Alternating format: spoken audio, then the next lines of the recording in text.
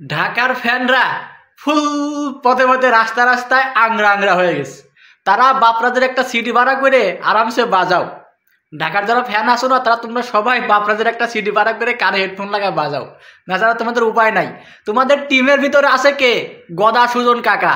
সুজন কাকার একটা শিষ্য মুসাদ্দেক হোসেন সৈকত, তাকে কালকে টিমে এনেছে, আজকেই একাদশে সুযোগ দিয়ে দিয়েছে। কিন্তু এতদিন ধরে সাব্বির, সোহান এদেরকে সুযোগ দিচ্ছিল না, যদিও আজকে সবাইকে সুযোগ দিয়েছে একসাথে, কিন্তু কোনো কাজের কাজ হয় নাই। কাজের কাজটা হবে কিভাবে? যে টিমের ভিতরে গদা গদা সুজন কাকার মতো, ক্যাসিনো কাকার মতো, সিগারেট খোর কাকার মতো এরকম একটা ফিটনেসবিহীন কোচ আছে, সেই টিমে কোনো কিছু হওয়া সম্ভব না। সেই টিম এরকমই ফুল পদে পদে রাস্তা রাস্তা হবেই। এই টিমের যদি কোনো একটা গতি হওয়ার ধান্দা থাকে বা কোনো একটা কিছু হওয়ার যদি চান্স থাকে, তাহলে স্বয়ং শাকিব খানকে এসে মাঠে নামে দিতে হবে। আর ওই যে জয়া খালাকে সুন্দর করে গ্যালারিতে বসায়া জয়া খালা বলে দিবে, মারো মারো একটু মারো, এরকম করে চিল্লায় চিল্লায় পড়বে।